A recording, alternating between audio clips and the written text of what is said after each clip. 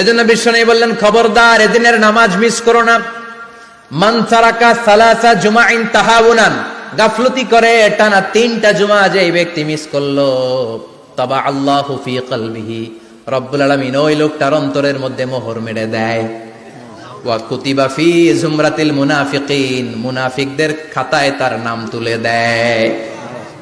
3টা জুমা যদি কেউ মিস করে, 2টা পানিশমেন্ট। এক হচ্ছে তবা আল্লাহু ফি কলবি, আল্লাহ অন্তরে মোহর মেরে দেয়। ভালো কথা ভাল লাগে না, নামাজ ভাল লাগে না, আজান ভাল লাগে না, ইসলাম ভাল লাগে না, শুধু মौज মাস্তি ভাল লাগে, গান বাজনা ভাল লাগে, এরকম আছে না নাই? জুমার নামাজে যায় না। আরেকটা হলো কুতিবা মিনাল মুনাফিকিন, মুনাফিকদের খাতায় নাম তুলে দেয়। আল্লাহ হেফাজত করো, আরো জোরে পড়েন আমিন।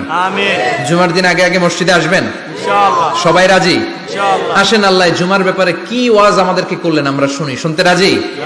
আল্লাহ বললেন, ইয়া আইয়ুহাল্লাযীনা আমানু ইযা নুদিয়া লিস-সালাতি মিন ইয়াউমিল জুমআতি ফাসআউ ইলা যিকরিল্লাহি ওয়া যারুল বাই', যালিকুম খায়রুল লাকুম ইন কুনতুম তা'লামুন। পড়েন না আল্লাহু আকবার। আল্লাহ বললেন, ও আমার মুমিন বান্দারা শোনো শোনো।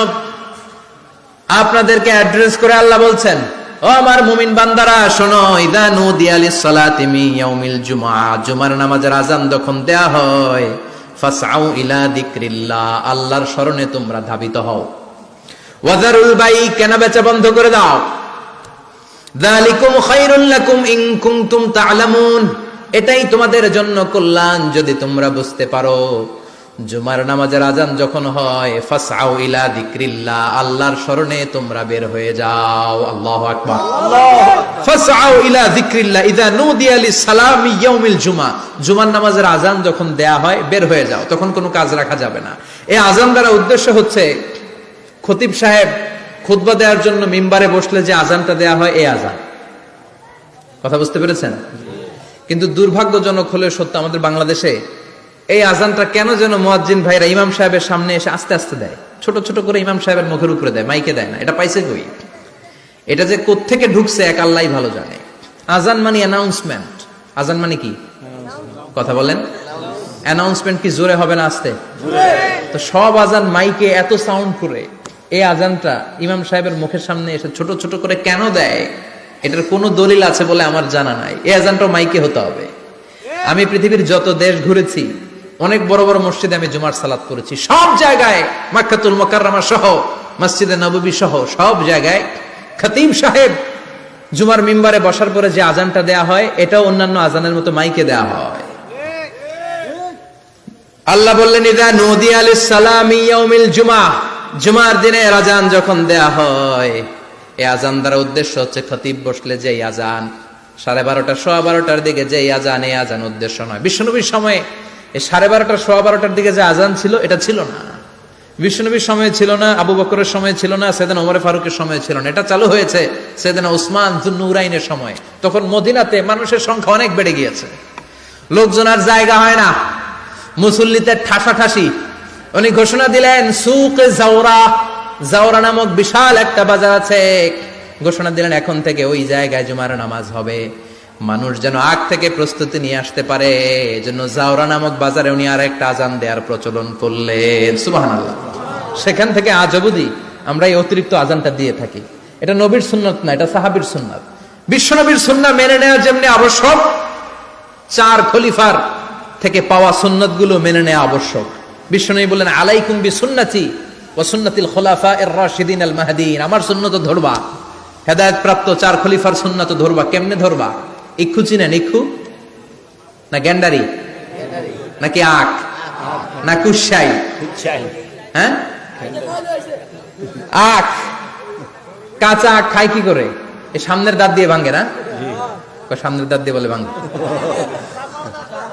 চাপার দাঁত দিয়ে, এই জায়গার দাঁত দিয়ে শক্ত করে ধরতে হয়। বিশ্বনবী বললেন, আব্দু আলাইহা বিন নওয়াজিজ, আমার সুন্নাত আর সাহাবীদের সুন্নাতকে চাপার দাঁত দিয়ে আঁকড়ে ধরো, যাতে ছুটে না যায়। চিল্লায় পড়েন আল্লাহু আকবার। এটা সাইয়েদনা উসমানের সুন্নাত। বিশ্বনবী বললেন, ইযা নুদিয়া লিস-সালাহ মিন ইয়াউমিল জুমআতি ফাসআউ ইলা যিকরিল্লাহ, জুমার দিনে আযান যখন দেয়া হয়, ফাসআউ ইলা যিকরিল্লাহ, আল্লাহর স্মরণের দিকে ধাবিত হও। দেরি করো না। দেরি করা যাবে না। আজান হইলে কোনো কাজ রাখবেন? কোনো ব্যস্ততা থাকবে? কাজ একটাই, জুমার নামাজ। চিল্লায় বলেন কাজ একটাই, সেটা কি? জুমার নামাজ। আল্লাহ বললেন ফাসআউ। ফাসআউ এর শাব্দিক অর্থ হচ্ছে দৌড়াও। আসলে কি? তো এই দৌড়াও দিয়ে আসলে দৌড়াও বোঝানো হয়নি, এটা দ্বারা বোঝানো হয়েছে আল মুবাদারা ওয়াল ইহতিমাম, ইম্পর্টেন্স দেয়া, এমফাসাইজ করা, গুরুত্বের সাথে আগে আগে প্রস্তুতি নাও। ফাসআউ দ্বারা দৌড়ানো বোঝানো হয়নি। প্রমাণ কি? কারণ বিশ্বনবী দৌড়ে দৌড়ে নামাজে যেতে নিষেধ করেছেন।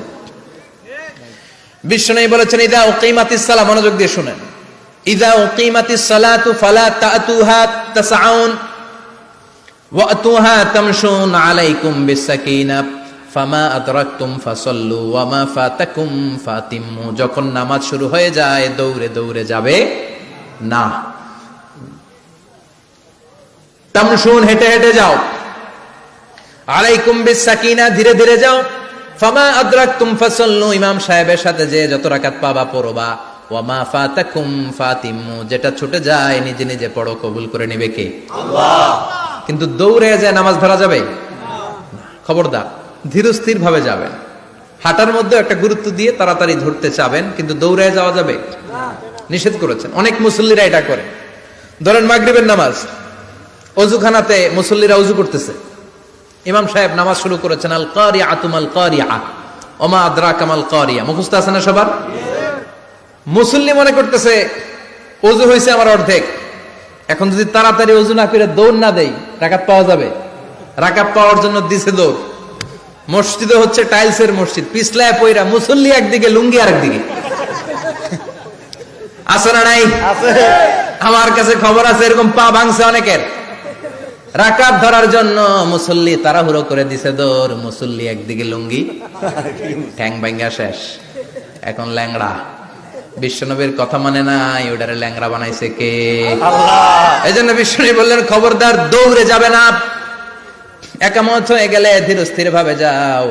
কেননা দৌড়ে দৌড়ে আপনি কার দরবারে যাবেন? উনি তো সব রাজার বড় রাজা, মহারাজা। মহারাজার দরবারে তাড়াহুড়ো করা যায় নাকি? না।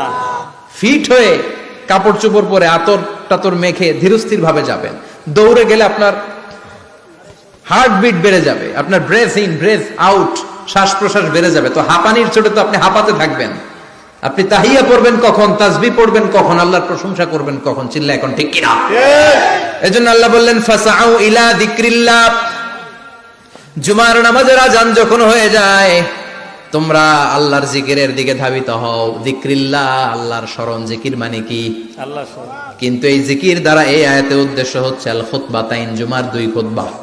জুমার জিকিরের অনেক অর্থ আছে। জিকির মানে সালাত, জিকির মানে কোরআন, জিকির মানে ওয়াজ, জিকির মানে সম্মান।